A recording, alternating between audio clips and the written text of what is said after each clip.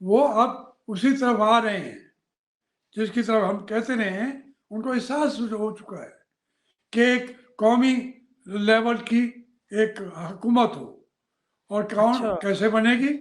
और दूसरी तरफ खोसा साहब भी जो है तहरीक इंसाफ के वो न्यू कमर है, उन्होंने कहा है कि भाई हम नवाज शरीफ के खिलाफ कोई ऑब्जेक्शन रेज नहीं करेंगे। तो थोड़ी सी अच्छा। ये एक थोड़ा सा और ये सिलसिला हो रहा है।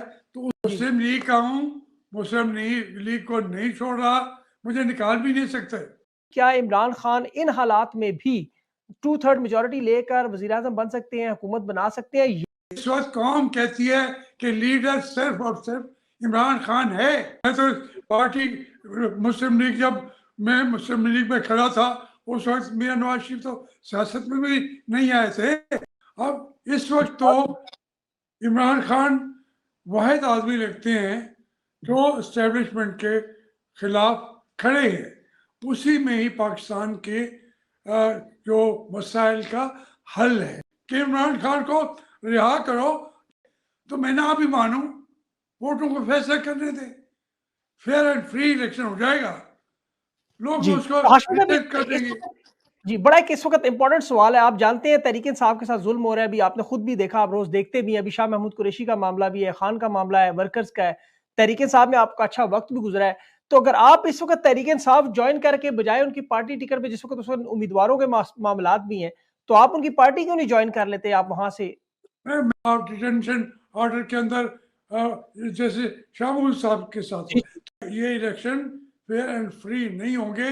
मैंने कहा ये इलेक्शन जो हो रहा है मेरे सामने, मेरे मुल्क की तबाही हो रही है। ये इस तरीके के इलेक्शन तो हमने कई देखे हैं। उसका फिर रिजल्ट में पाकिस्तान दो लख्त हो जाता है, और हमारे डीसी, हमारा कमिश्नर एक एक आदमी को बुला के तुम इधर चले जाओ, तुम इधर चले जाओ। ये इलेक्शन नहीं है, ये बिल्कुल सही। इलेक्शन तो नहीं है। जी, इसको अभी आपको अब क्या हमारी लगता है? बात, ये सिलेक्शन है। 43 इयर्स ये सिविलियन हुकूमत किसके पास रही है? मेरा नवाज शरीफ साहब के पास। बिस्मिल्लाहिर्रहमानिर्रहीम, अस्सलाम वालेकुम। मैं हूं सभी का आज़मी, आप देख रहे हैं फेसबुक और यूट्यूब। मेरे साथ जावेद हाशमी साहब मौजूद हैं, पाकिस्तान के सीनियर सियासतदान। और जो इन हालात पे, जो मौजूदा हालात आपके सामने, इस वक्त इलेक्शन की तारीख अनाउंस हो चुकी है, इंतखाबी मरहला जो है वो तय हो रहा है, नामजदगी के पेपर जमा हो चुके हैं, अभी स्क्रूटनी का अमल जारी है। तहरीक इंसाफ बल्ले का निशान पेशावर हाई कोर्ट ने वापस कर दिया, जो पाकिस्तान की तारीख में एक बहुत बड़ा एक फैसला है पेशावर हाई कोर्ट की तरफ से सामने आया। अब लेकिन उसके बावजूद अभी बहुत सारे मामलात अभी बाकी हैं, इश्क के इम्तिहान अभी बाकी हैं, और अदालती महाज पर भी जंग चल रही है, इसके अलावा इंतखाबी महाज पर भी चल रही है। और इस वक्त तमाम सियासी जमातें एक 8 फरवरी की तारीख का इंतजार कर रही हैं, लेकिन मईशत के हालात भी कुछ बेहतर नजर नहीं आ रहे। कुछ लोगों को लगता है कि 8 फरवरी को अगर धांधली हुई तो उसके बाद पाकिस्तान का मुस्तकबिल किस तरफ जाएगा। बहुत सारे ऐसे तजिया निगार अभी बातें कर रहे हैं कि अगर इमरान खान साहब को या इलेक्शन को फेयर एंड फ्री किया गया, तरीके इंसाफ को स्पेस दी गई, तो ये मुल्क के लिए अच्छा नहीं होगा। जावेद चौधरी साहब ने भी बात की, नुसरत जावेद साहब ने भी बात की, अंसार अब्बासी साहब भी कह चुके हैं। जावेद हाशमी साहब सीनियर पाकिस्तान के एक सियासतदान है, एक तारीख है, ये ज्यादा बेहतर इस मामलात को हमारे सामने रख सकते हैं। इनसे बराह रास्त सवाल करते हैं। हाशमी साहब, बहुत बहुत शुक्रिया, आपने ज्वाइन किया। सबसे पहले भी सर, जो सिचुएशन चल रही है, 8 फरवरी की तारीख आपके सामने है। आमतौर पर तो इलेक्शन की गहमा गहमी है, आपको पता है, धूम धड़के से लोग कागजात नामजदगी जमा करवाने जाया करते थे माजी में, फूलों के हार पहन के। इस दफा पहली दफा देखा जा रहा है कि एक आंख मुचोली चल रही है पुलिस में, और लोगों में, लोग घरों में छुप रहे हैं। कागजात नामजदगी का एक छीनने का सिलसिला और अब मुस्तरद करने का सिलसिला भी स्क्रूटनी के अमल में जाएगा। तो आप इस सारे मामले को आप कैसे देख रहे हैं? देखिए, इंतखाबात पाकिस्तान में बहुत हुए हैं, कम नहीं, बहुत हुए हैं। 15 बिल्कुल। लेकिन वो हमारे मसाइल का हल उन इंतखाबात से नहीं निकल सका। पाकिस्तान की मईशत 75 साल में उसकी हालत दिगरगुम है। गरीब आदमी भी जो है वो इन इंतखाबात के समरात उन तक कभी पॉजिटिव तरीके से नहीं गए। तो उस तरीके का एक और इलेक्शन अगर हम करा देंगे तो हो जाएगा। तहरीक इंसाफ को बल्ले का निशान मिला सर, बड़ा आपको पता है एक मामला था, एक बड़ी जमात थी, पाकिस्तान में मकबूल जमात है, आप बता चुके हैं पहले भी। उनका बल्ले का निशान लिया गया, 3 दिन 4 दिन के बाद वापस मिला। लग रहा था कि उनकी मखसूस नशिस्तें भी अब नहीं मिलेंगी, वो 2 तिहाई अक्सरियत के काबिल भी नहीं रहेंगे, इलेक्शन भी नहीं लड़ सकेंगे। पेशावर हाई कोर्ट ने फैसला दे दिया। आप इस फैसले को कैसे देखते हैं?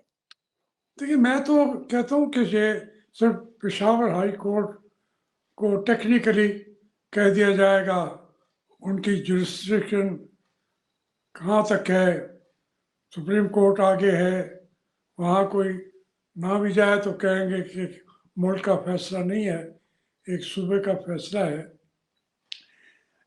मैं इन तफसीलात में नहीं जाना चाहता। ठीक। मैं समझता हूँ, बार बार जो मैं अर्ज कर रहा हूँ कि इलेक्शन बहुत हुए हैं, लेकिन यहाँ पे फेयर एंड फ्री इलेक्शन कोई नहीं हुआ। अब चूंकि हमारी एस्टेब्लिशमेंट ने, हमारी सियासी पार्टियों ने और हमारी अदालतों ने जोर लगा के 8 फरवरी का वक्त दे दिया है। अब अगर उसको भी हम फेयर तरीके से नहीं कराएंगे इलेक्शन, तो वो और हमारे मुल्क के लिए मसाइल की फसल बो के जाएगा। देखिए, एक बात जो और बढ़ के की है इमरान खान ने, कि वो एस्टेब्लिशमेंट के खिलाफ वो खड़े हो गए। 75 साल में ये कई दफा लोग खड़े हुए हैं, लेकिन फिर कुछ बैठ गए, कुछ लोगों ने कॉम्प्रोमाइज कर लिया। अब इस वक्त तो इमरान खान वाहिद आदमी लगते हैं जो एस्टेब्लिशमेंट के खिलाफ खड़े हैं। उसी में ही पाकिस्तान के जो मसाइल का हल है। तो इसलिए कल का मुझे पता नहीं इमरान खान क्या करे, लेकिन जो ऐसी बात करता है मैं उसके साथ खड़ा हो जाता हूँ। अब मैं उस तरीके से कहूँ कि ये जो आपने बातें पूछी हैं वो तो सीधी सी बात है कि ये इलेक्शन फेयर एंड फ्री नहीं होंगे। इक्वल, इतनी मुश्किल से हमने 8 फरवरी ले लिया, अब वो भी हम सारे मिलके एक, कभी उनके नॉमिनेशन पेपर ना एक्सेप्ट करें, कभी उनके नाम रिजेक्ट करते जाएं, कभी किसी पार्टी को मारते जाएं, बात ना सुने। अगर किसी की सुप्रीम कोर्ट भी जमानत ले लेता है तो उसे फिर आप डिटेंशन ऑर्डर के अंदर जैसे शामुल साहब के साथ हुआ। तो बिल्कुल, ये बिल्कुल। कोई, ये इस तरीके के इलेक्शन तो हमने कई देखे हैं। उसका फिर रिजल्ट में पाकिस्तान 2 लख्त हो जाता है। फिर छोटी छोटी जो वो फोर्सेस होती हैं जो अनाइड है, जिनको हमने नाराज किया हुआ है, जिनके साथ वफाक में ज्यादतियां की हुई हैं, वो मैदान में उभर के फिर वो आ जाती हैं, पार्टियों बिल्कुल के बैठ खत्म हो जाती है। जैसे बलोचिस्तान के लोग अब आके बैठे हुए हैं, उनका फेस करें। उनके लोगों को तो आपने कत्ल किया है, उनके लोगों को की लाशें जो हैं कुत्तों ने खाई हैं बलोचिस्तान में। इनके मैंगल साहब का बड़ा बेटा जो था, अख्तर मैंगल के छोटा या बड़ा, उसकी लाश कुत्ते खा रहे थे। और वो भुट्टो साहब का दौर था, लेकिन मारा था, हमारी एस्टेब्लिशमेंट में था, जवाहर साहब ने फिर कहा कि इसको हजम कर जाएं, कहो कि वो कश्मीर के अंदर जाके दहशत गर्दी करने किया हुआ था। तो ये हम उनका संग तो हमने हर एक को किया हुआ है। बिल्कुल फिर सही जब बात। पार्टियों को भी और इलेक्शन भी फेयर नहीं कराते, और वहाँ भी ऐसी पार्टियां बना लेते हैं, कोई बलोचिस्तान की, कोई वो इक़्तिदार हम दे देते हैं, वो एमएनए बन जाते हैं, वो वज़ीर आज़म भी बन जाते हैं। तो उससे उन लोगों के जख्मों पे फायर नहीं रखता ये इलेक्शन। इंतखाबात अगर फ्री होंगे, फेयर होंगे, इमरान खान आता है आ जाए, मैं तो उसके साथ खड़ा तो नहीं हूँ ना, मैं तो उसकी टिकट पे इलेक्शन तो नहीं लगा।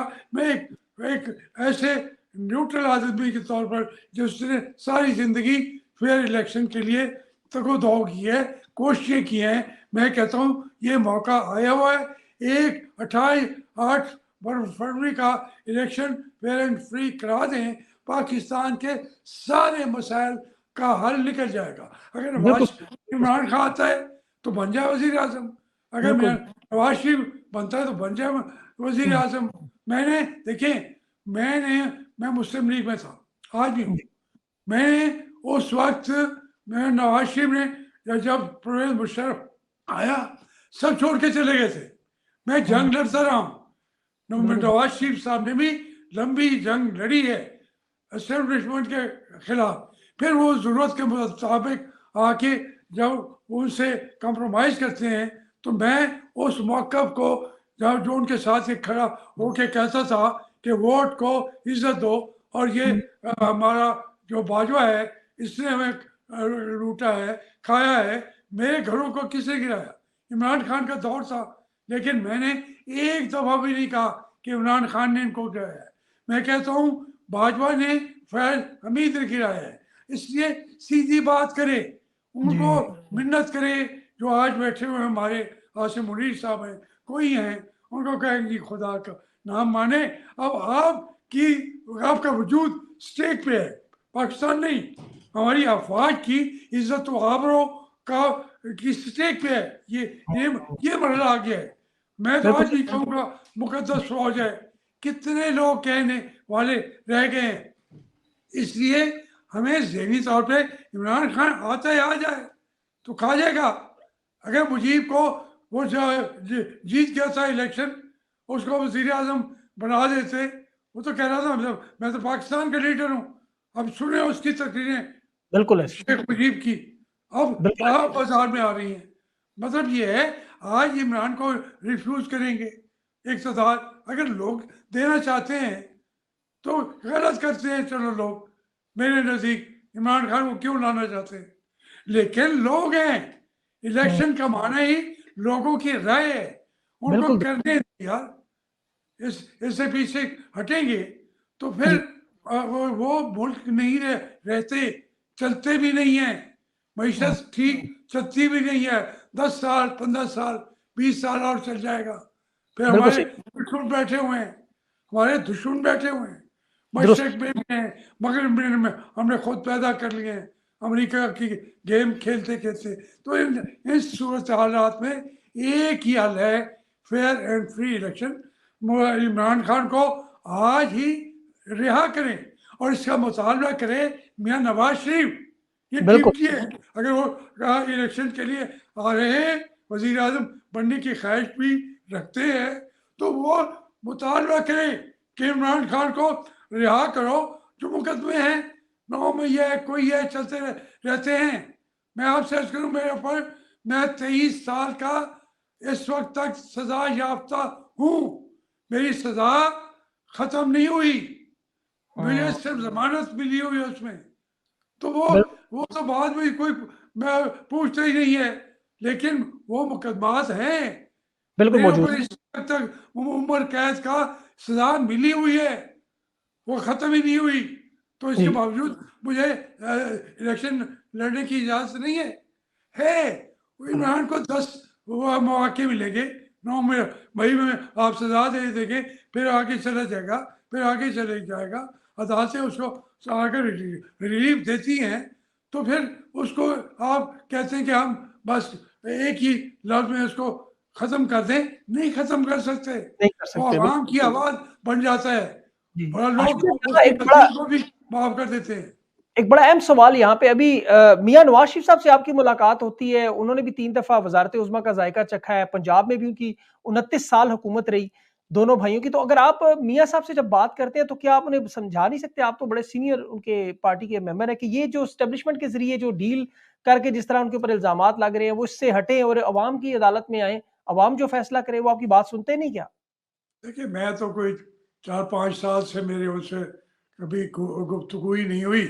मैं तो ये कहता हूँ कि मैं एक बात कहता हूँ कि मियाँ साहब, जरदारी साहब, इन्होंने बड़ी सड़कें बनाई होंगी, मोटरवेज बनाए हुए होंगे, इन्होंने जहाज बनाए होंगे, इन्होंने मुल्क के अंदर यहाँ रेशम व कम ख्वाब दे दिया होगा।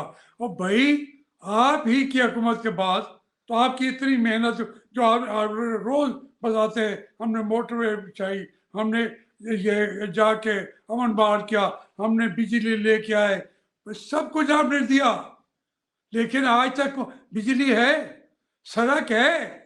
मैं मुल्तान से 25 किलोमीटर फासले पे बैठा हूँ, मैं मुल्तान जा नहीं सकता। 3 साल से चक्कर लगा के फलां सड़क से फलां से, कोई सड़क नहीं है, कोई बिजली नहीं है। वो लोग समझते हैं कि 23 साल 43 ईयर्स ये सिविलियन हुकूमत किसके पास रही है? मियां नवाज शरीफ साहब के पास, जरदारी साहब के पास, और बाकी तो असल असल हुकूमत तो वो एस्टेब्लिशमेंट है, मगर उनके साथ मिलकर भी आपने इक़्तिदार तो रखा है। उस इक़्तिदार के बाद इतने अरसे के बाद अगर आपने कोई एक मोटरवे भी चला ली हो, एक बना ली हो, 23 साल में यार, खुदा के लिए कौम इसलिए आपसे दूर बातें कर रही है कि आपने हमें मार दिया है। आपने हमें जितने वसाइल थे, मसाइल थे, उसका हल नहीं तलाश किया, चंद चीजें बना दी, उसमें से भी उनको शक हो जाता है कि कोई कमीशन लेके एक चीज बना दी, दूसरी बना दी। नहीं लिया होगा आपने रिस्क हरा लिया होगा। लेकिन अवाम सच कहते हैं कि हमारे हाकिम जो सामने बैठे हुए हैं वो तो मियां नवाज शरीफ है, वो तो जरदारी साहब है, वो यही लोग हैं। वो कहते हैं अब हमने इनको नहीं आने देना। तो मेरी बात क्या सुनेंगे? मैं उनके साथ, मैं तो जब अभी पाकिस्तान आ रहे थे तो मैंने अपने मुल्तान में हर जलसे में गया कि मियां नवाज शरीफ का इस्तकबाल के लिए पहुंचो वहां पे मीनार पाकिस्तान पे। मुझे तो कभी उन्होंने बुलाया ही नहीं, मशवरा नहीं किया, हुक्म भी नहीं भेजा, तो फिर मैं क्या करता? तो हाशमी साहब, ये फिर अभी आपको मुस्लिम लीग नून का टिकट जो है, अभी आप इलेक्शन जो लड़ रहे हैं, ये फिर किस तरह आपको, मतलब जब वो आपके साथ उनके ताल्लुकात बज़ाहिर नजर नहीं आ रहे? आजाद लड़ रहा हूँ जी जी, आजाद। 149 जी, तो और अभी मुस्लिम उन लीग लोगों का ने हूँ, मुस्लिम लीग का हूँ, मुस्लिम लीग को नहीं छोड़ रहा, मुझे निकाल भी नहीं सकते। मियां नवाज शरीफ या शहबाज शरीफ या कोई उनमें से मुझे निकाल ही सकते। अगर मैं इलेक्शन लड़ूंगा तो कोई ये मैंने कोई डिसिप्लिन की ये खिलाफ वर्जी नहीं की। चौधरी निसार भी टिकट के बगैर बावजूद 5-6 इलेक्शन लड़ते रहे, कभी नहीं निकाला इन्होंने उनको, तो मुझे कैसे निकाल सकेंगे? मैं तो पार्टी मुस्लिम लीग, जब मैं मुस्लिम लीग में खड़ा था उस वक्त मियां नवाज शरीफ तो सियासत में भी नहीं आए थे। बिल्कुल सही। तो मैं उनके साथ खड़ा रहा हूँ, लेकिन एहतराम भी करता हूँ, मैं उनको लीडर भी कहता हूँ। लेकिन मैं कहता हूँ कि अगर इस वक्त कौम कहती है कि लीडर सिर्फ और सिर्फ इमरान खान है, तो मैं ना भी मानूं, वोटों को फैसला करने दें, फेयर एंड फ्री इलेक्शन हो जाएगा, लोग उसको एक्सेप्ट कर देंगे।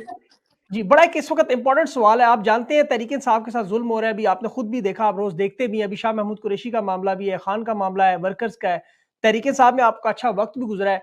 तो अगर आप इस वक्त तहरीक इंसाफ ज्वाइन करके बजाय उनकी पार्टी टिकट पे, जिस वक्त उस वक्त उम्मीदवारों के मामलात भी हैं, तो आप उनकी पार्टी क्यों नहीं ज्वाइन कर लेते? आप वहां से मैं पार्टी तो ज्वाइन नहीं करूंगा।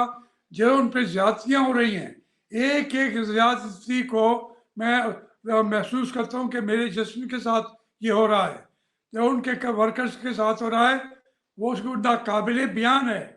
मैं जानता हूं, मैं लोगों में रहता हूं, तहरीक इंसाफ के लोगों के साथ जितनी ज्यादतियां हो रही हैं, वो नई तारीख लिखी जा रही है।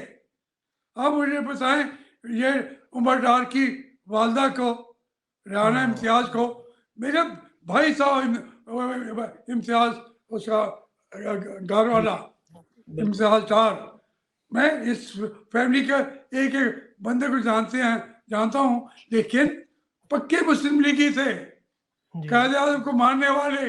उन्होंने एक बिल्डिंग बनाई हुई जिन्ना हाउस।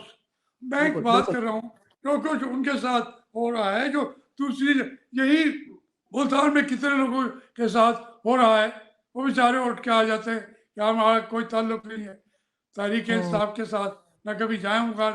क्यों कह रहे हैं? और हाई लेवल की लीडरशिप को भी जो तरीके इंसाफ किया है यही फेस कर रहे हैं। आप बिल्कुल देखिए, सही। पता ये कहना आसान है ये वहाँ लाहौर के लोग जो जेलों में बैठे हुए हैं, खवातीन जेलों में बैठी हैं, भाई इस तरह ना करो, केस चलाओ। अगर कोई चीज बिल्कुल है सही। तो उनके ऊपर केस चलाओ। जी। अच्छा हाशमी साहब ये कहते हैं कि जी मुस्लिम लीग नवाज़ शरीफ साहब के जो करीबी लोग हैं वो ये कहते हैं जी कि हमारे साथ भी 2013 में ऐसे हुआ, 2018 में हुआ, हमें भी उठाया। लेकिन मैं जब तारीख में देखता हूँ मुझे ऐसा कोई वाक़या नज़र नहीं आया कि इनके भी ऐसे उम्मीदवारों को अगवा किया हो, अगवा कर उनके जो कागज़ात हैं वो जमा ना करवाने दिए गए हों, मुस्तरद किए गए हों इस तरह। तो आपको कोई ऐसा वाक़या याद है कि इनके साथ कभी ऐसा हुआ कि इनके उम्मीदवार सारे नहीं, उठा लिए? देखिए, खुद भुट्टो साहब जब इलेक्शन करा रहे थे मुल्तान से, उनके वजीर आला ने अपने आप को अनपोज वो कर दिया उन्होंने। उसके मुखालिफ एहसान बारी था हमारा एक यहाँ पे दोस्त, इसी तरीके से अताउल्ला खान था, उनको 5 महीने जेल के अंदर ही रखा, पता ही नहीं कहाँ रखा हुआ है। फिर जाना मोहम्मद अब्बासी थे भुट्टो साहब के मुकाबले पे, उनको गुम कर दिया गया। ये बिल्कुल, भुट्टो साहब के हैं सिलसिले ऐसे, रहे बिल्कुल, हैं, ये इसको कहीं तो कोई बंद करेगा, उसके बिल्कुल, लिए मैं बिल्कुल, आवाज उठा रहा हूँ। ये बातें होती बिल्कुल। नहीं है। मुझे नंगा करके लिटा दिया बर्फ की सिलों पे, जी, और बिल्कुल। जनवरी के महीने में हाथों में हथकड़ियाँ डाल के, और फैज और बाजवा ने मेरे घर के ऊपर बुलडोजर चला दिए, फैक्ट्रियों पे जी, चला दिए, बिल्कुल, 19 करोड़ बड़ा का नुकसान कर दिया। तो चलो छोड़ें ये बातें, जी, फिर छोटी छोटी मैं जी, जी। अपने ही रोना अच्छा आप मुझे रोना शुरू ये कर बताएँ दूंगा। कि अभी जो इलेक्शंस अब जो हो रहे हैं, आपको पता है आरओज़ के थ्रू डिप्टी कमिश्नर और कमिश्नर लोग करवा रहे हैं, एक तरफ अदलिया की तरफ मामला था। तो ये जो डिप्टी कमिश्नर लोग हैं, एक तरफ तो एमपीओ भी लगा रहे हैं, दफ़ा 144 भी लगा रहे हैं, शाह महमूद कुरैशी को अंदर भी कर रहे हैं, लोगों को उठा भी ये लोग कैसे मुनसिफाना इलेक्शन करवा सकते हैं? नहीं नहीं करा, ये इलेक्शन जो हो रहा है मेरे सामने, मेरे मुल्क की तबाही हो रही है। ये जो 8 फरवरी का है, जिसको जितवाएंगे जितवा देंगे, लेकिन रोजाना कानून की धज्जियां उड़ा रहे हैं। और हमारे डीसी, हमारा कमिश्नर एक एक आदमी को बुला के तुम इधर चले जाओ, तुम इधर चले जाओ, तो इसका हशर क्या होगा? मैं देख रहे इनके कई लोगों का, उनके प्रपोजल स्कैंडल को पकड़ के जेल में डाल दिया है। तो वो उसकी गवाही कोई नहीं आके देगा कि मैंने इसको प्रपोज किया था। वो क्या कैंडिडेट कैसे रहेगा? ये इलेक्शन नहीं है, ये बिल्कुल सही। इलेक्शन तो नहीं है। जी, इसको अभी आपको अब क्या हमारी लगता है ये सिलेक्शन है, ये सिलेक्शन है। अच्छा आपके सिलेक्शन है, तजर्बे में सिलेक्शन। जी, जी। आप अगर अपने तजर्बे की रोशनी में देखें तो जिस तरह के हालात हैं वो आप सब जानते हैं, ग्राउंड पे आप हर चीज़ देख रहे हैं। आपको लगता है कि इन तमाम हालात के बावजूद क्या इमरान खान इन हालात में भी 2/3 मेजॉरिटी लेकर वज़ीर-ए-आज़म बन सकते हैं, हुकूमत बना सकते हैं या ये लोग ऐसा काम करेंगे कि अनार्की की तरफ मामलात चले जाएँगे, 8 फरवरी के बाद एहतजाज होगा और फिर मुल्क जो है वो आपको पता है अल्लाह ना करे मुख्तलिफ हालात देखिए, होंगे? हमारा हर इलेक्शन जो हुआ है, हर इलेक्शन उसने पाकिस्तान के लिए बड़े गहरे जख्म लगाए हैं, हर इलेक्शन में। अब जब से पाकिस्तान बना है, फिर मैं जी, कह बिल्कुल रहा ऐसा। हूँ, हर इलेक्शन में गहरे जख्म लगाए हैं। लेकिन मुल्क कहते चल रहा है, भाई नहीं चल रहा ना। अब खुद आप कह रहे कि पाकिस्तान जो है वो उसकी ना मईशत चलती है, ना हम बिल्कुल, जाते हैं कोई खैरात देता है। पूरी दुनिया में घर के अंदर मैं तो रहता हूँ, जो साथ मेरे अरुणियों पे लोग रह रहे हैं उनके अंदर मेरा घर भी है। बैठा हूँ, रोज देखता हूँ कि लोगों के पास खाने को कुछ भी नहीं है, पहनने को, अपने आप को प्रोटेक्ट करने के लिए कुछ भी नहीं है। तो वो जी, इलेक्शन से क्या उनको बेहतरी मिलेगी? हाँ, अलबत्ता एस्टेब्लिशमेंट और ज़्यादा स्ट्रांग हो जाती है हर इलेक्शन में से। जब रिजल्ट आते हैं, एस्टेब्लिशमेंट पहले से स्ट्रांग हो जाती है। वो अंदर से तो खोखले हो चुके होते हैं, लेकिन स्ट्रांग नजर आते हैं। जो बात करते हैं फिर वहाँ पे तशद्दुद करते हैं, फिर वो कभी हम खैबर पख्तूनख्वा के मामलात करते हैं इस तरीके से। अब हमने 30 साल, पूरे 30 से 40 साल तक हमने अफगानिस्तान वालों को अमेरिका के कहने पे 9/11 के ऊपर हमने एयरपोर्ट्स दे दिए थे, यहाँ पे जैकबाबाद का, वहाँ 4 एयरपोर्ट्स दे दिए होते। आज फिर हमारी ये अफवाह है, बल्कि पक्की बात है कि अब ये फिर ड्रोन के लिए क्वेटा का बेस दे रहे हैं, वहां से वो उड़ेंगे ड्रोन और लगेंगे अफगानों को। तो अब हम कहते हैं ये अफगान कहते हैं, इनको तो हमने पनाह दी हुई थी, ये शुक्रगुजार होने के बजाय हमारे साथ लड़ते हैं। वो कहते हैं 40 साल आपने मारा है, आप किराए के एजेंट क्यों बन गए थे? तो इसलिए हमारे लीडरों को सोचना चाहिए, ये नहीं सोचेगी आप जो होती है आपकी एस्टेब्लिशमेंट, वो ये बातें नहीं सोचती। वो कहते हैं जो वक्त गुजर गया है यही बेहतर है। उसका जो उस वक्त का कोर कमांडर्स है, हमारे मुल्क के 4-5 कोर कमांडर्स हैं, मुल्क में नहीं बैठे। इस वक्त मुल्क को जिसने उन्हें अरबों रुपए लिए उन्होंने दिए, मुल्क के अंदर तो बैठ जाओ। नहीं, वो कोई भी नहीं रहता, सही बात, कोई रहता। लेकिन सर इलेक्शन का क्या होगा? ये इस सवाल का हाशमी साहब, इस सवाल का बताएं ना अभी, क्योंकि लोग सारे यही पूछना चाहते हैं कि अब जो इलेक्शन होंगे, जिस अंदाज में खान की पॉपुलैरिटी है वो तो ग्राउंड लेवल पे आप देख चुके हैं, लेकिन एक तरफ एस्टेब्लिशमेंट है, उनके साथ नवाज शरीफ साहब हैं, उनके साथ पीडीएम की पूरी जमातें हैं, 16 इत्तेहाद है, इंटरनेशनल एस्टेब्लिशमेंट भी है, अमेरिका वगैरह भी उनके साथ ही है फिलहाल, जो बज़ाहिर हालात है। ऐसी सूरत हाल में दो तीन आज बातें मैंने सुनी हैं, वो ख्वाजा आसिफ ने भी की है, इन्होंने भी, वो अब उसी तरफ आ रहे हैं जिसकी तरफ हम कहते रहे हैं। उनको एहसास हो चुका है कि एक कौमी लेवल की एक हुकूमत हो, और कौन कैसे बनेगी। और दूसरी तरफ खोसा साहब भी जो है तहरीक इंसाफ के वो न्यू कमर है, उन्होंने कहा है कि भाई हम नवाज शरीफ के खिलाफ कोई ऑब्जेक्शन रेज नहीं करेंगे।